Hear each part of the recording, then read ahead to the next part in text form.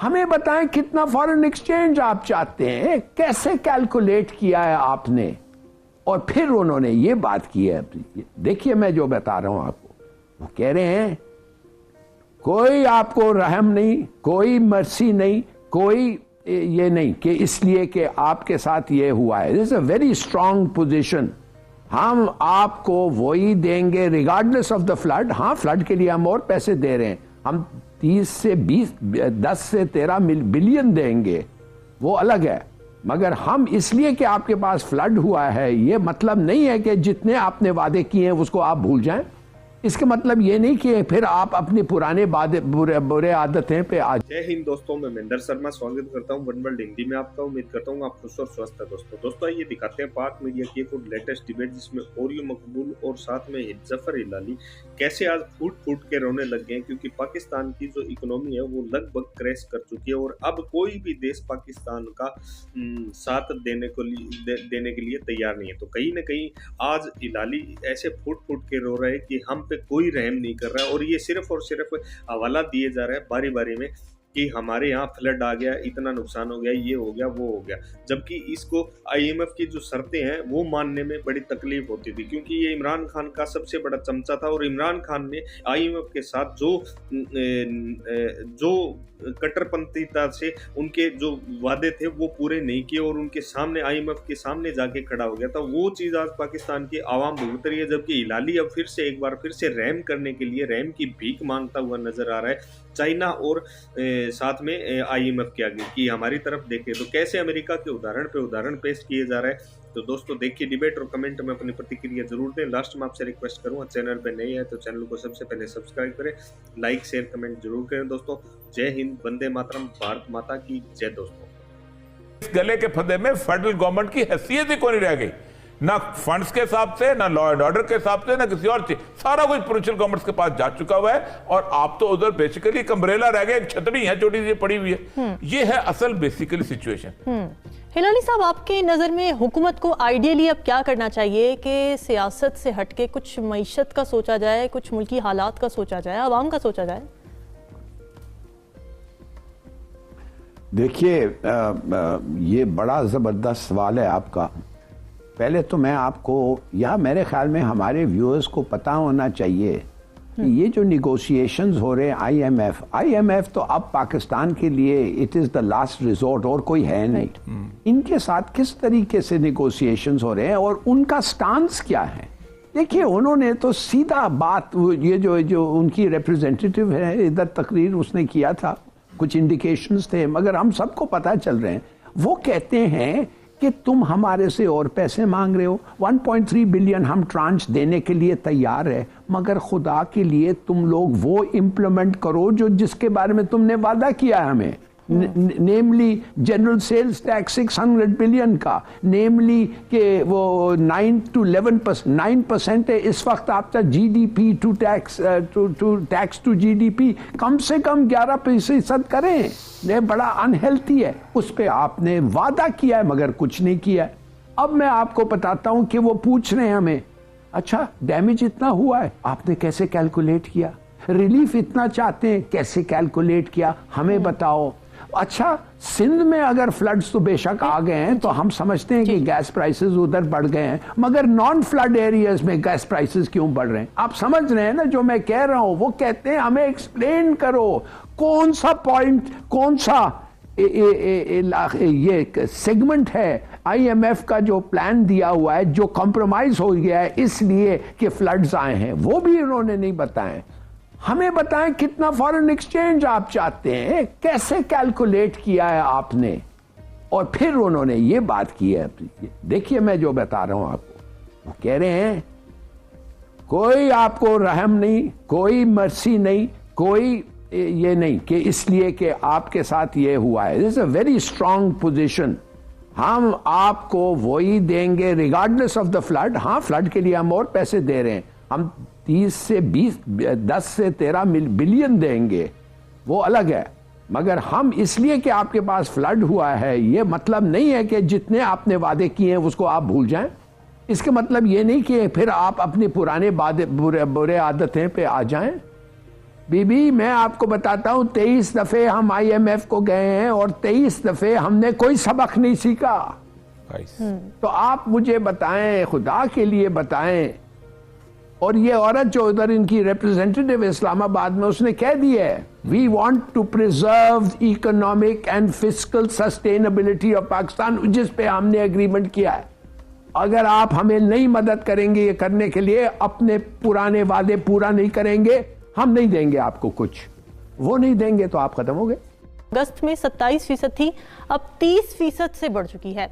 और ये सिर्फ स्टेट बैंक ने बढ़ती हुई महंगाई पर कंट्रोल के लिए शरह सूद 15 से बढ़ाकर 16% कर दी है, जो कि गुज़िश्ता 24 वर्षों की सबसे ज़्यादा शरह है। तो इससे बढ़ती हुई महंगाई पर काबू पाने में कितनी मदद मिल सकती है, क्या समझते हैं आप? देखिए इस वक्त दुनिया भर के अखबारात में ना पाकिस्तान की पॉलिटिकल सिचुएशन नहीं, पाकिस्तान की इकोनॉमी डिस्कस हो रही है। और मैं गुज़िश्ता तकरीबन 15-20 साल के अरसे के अंदर अगर किसी एक सियासतदान को सच्चा समझता हूं तो मिफ्ता इस्माइल। और मिफ्ता इस्माइल जो है वो उसने उस ज़माने में भी सच बोलता था जब वो शायद खाकान अब्बासी के साथ वजीर था, और अब भी वो सच बोल रहा है जब वो था। और आपको पता है कि बोलते बोलते कह दिया करता था यार मैं क्या करूं, हालात ही ऐसे हैं, मुझसे नहीं हो रहा, उससे नहीं हो रहा, सिचुएशन है। उसका जो आज आर्टिकल है कंसिस्टेंट डाउनवर्ड स्लाइड है, ये बड़ा इंपॉर्टेंट आर्टिकल है, उससे पूरे फैक्ट्स के साथ और बड़ी खुश दिली के साथ। मतलब ये ना PTI में कोई ऐसा बंदा है, ना नून लीग में ऐसा कोई बंदा है, ना मौलाना फजल रहमान, किसी में कोई ऐसा बंदा नहीं इस एक आदमी के जो कि नून लीग का है, जो भी है जिस का भी बंदा। उसने कहा मसला सारा ये है कि अब 1950 से लेके अब तक आप अंदाजा करें, बल्कि 75 सालों के अंदर हमारा जो करंट अकाउंट डेफिसिट है वो सिर्फ एक दफा 3 सालों में सिर्फ वो है, वो सही रहा है। मतलब हमारी एक्सपोर्ट इंपोर्ट बराबर थी, वरना हम तो बेसिकली इंपोर्ट्स के पर चलने वाले लोग चलते चले आ रहे हैं। फिर उसने अपनी गवर्नमेंट की भी खराबियां बताई हैं कि हमने किस हद तक our export decline by debility 38% to 8.5% of the GDP, जो सेकंड लार्जेस्ट इकॉनमी अपनी बताई। फिर उसने यहां तक के उसने कहा है कि corona virus pandemic which the PTI government handled quite well and IMF conditionality were lifted even as the loan kept coming. तो वो कहता है कोरोना ये भी उसने एक्सेप्ट किया। बिल्कुल। सिचुएशन ये है कि 8 महीनों के अंदर ऐसा क्या हो गया कि आप एकदम आप खुद सोचें, सिचुएशन देखें तो मैं हैरान रह जाता हूं। आप मतलब सर 8 महीने में हुआ क्या? 8 महीने पहले आपका GDP ग्रोथ रेट 6% था, 2.3% पे आ गया। आपका एक्सचेंज था रेट था 182 था, अब 225 पे आ गया। आपकी इन्फ्लेशन 12.7% थी, 27.3% पे आ गई। आपका उस वक्त फॉरेन रिजर्व 16 बिलियन थे, अब 7 बिलियन पे आ गए। आपका पेट्रोल प्राइसेस 150 था, 225 पे आ गया। 8-9 महीने के अंदर हुआ क्या? हुआ कुछ नहीं। हुआ सिर्फ ये है कि आपके जो इंटरनेशनल लेवल पे जो लोग थे वो पाकिस्तान की इस गवर्नमेंट को क्रेडिबल नहीं समझ रहे। जो खिलाड़ी साहब ने बड़ी ठीक बात की कि IMF जो है अब वो देख रही है कि कौन सी ऐसी गवर्नमेंट होगी जो अपनी कंडीशनैलिटीज को हमारी जो है उनको नाफज कर सकती है। आप देखें मिफ्ता इस्माइल ने पहला क्या काम किया था, उसने सरमायादारों पर टैक्स लगाया था, 1.5 दिन के अंदर वापस लिया है। उसने कहा तुम कौन होते हो सरमाया, अच्छा खुद उसने कहा भी, उसने कहा मेरी फैक्ट्री में भाई टैक्स लगेगा, मुझे अच्छी तरह याद है, मेरी फैक्ट्री में मैं सबसे पहले अपनी फैक्ट्री में लगा। तो असल मसला यह है कि आप कोई एक्टिव काम करना चाहते ही नहीं। पाकिस्तान के अंदर अगर आपने इकोनॉमी को दुरुस्त करना है तो पाकिस्तान के अंदर आपको सरमाएदार पे टैक्स लगाना पड़ेगा। मैं वो आर्टिकल पढ़ रहा था मुख्तलिफ किस्म के, एशियन टाइम्स के भी, इकोनॉमिक्स के भी, वो कह रहे थे पाकिस्तान में इतना बड़ा प्रॉपर्टी का जो सेक्टर है वो, और इतना जिसने रेंट, इतना वो टैक्स फ्री है तो आप सोच ही नहीं सकते। हर दरवाजे के ऊपर 5 करोड़ का प्लॉट है, ये 5 करोड़ की खबर है, ये 20 करोड़ का प्लॉट है, 20 करोड़ की खबर। क्यों? उसकी वजह यह है कि उसके अंदर ऐसे ऐसे लोग बैठे, खुद एस्टैब्लिशमेंट के ऊपर उसने लिखा, एशियन टाइम्स ने उसका एस्टैब्लिशमेंट जो है उसका बेसिस जो है क्या है, डिफेंस हाउसिंग सोसाइटीज फलाना ये, उसके साथ मिलते मिलते दूसरे निकाल दिया। अब आप होते, हमारे दोस्त हैं शायद कारदार साहब, स्टेट बैंक गवर्नर होते, वो लगे फाइनेंस मिनिस्टर, उन्होंने सबसे पहले कहा कि पाकिस्तान में ये जो कर्जे पे सॉरी किराए पे मकान देते हैं उस पर टैक्स सबसे कम है दुनिया में। आपके पास 20 करोड़ रुपए का प्लॉट है और साल का आप 600 रुपए टैक्स देते हैं। 20 करोड़ रुपए का घर है, ये क्या करते हैं आप? लेकिन उसको कहा जाओ जाओ तुम, और उसने इस्तीफा दे दिया। ये है हमारी सूरत।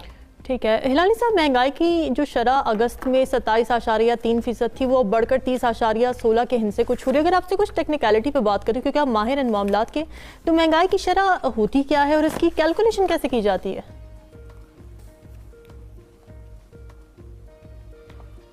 देखिए, सेंसिटिव प्राइस इंडेक्स होती है, फूड आइटम्स होते हैं, एक बास्केट होती है जिसपे वो लोग जाके प्राइस करते हैं। अच्छा भाई, ये छोटी बातें हैं, ये टेक्निकल बातें हैं। मैं आपको बताना चाहता हूं कि क्या हमारे पास क्या नहीं है।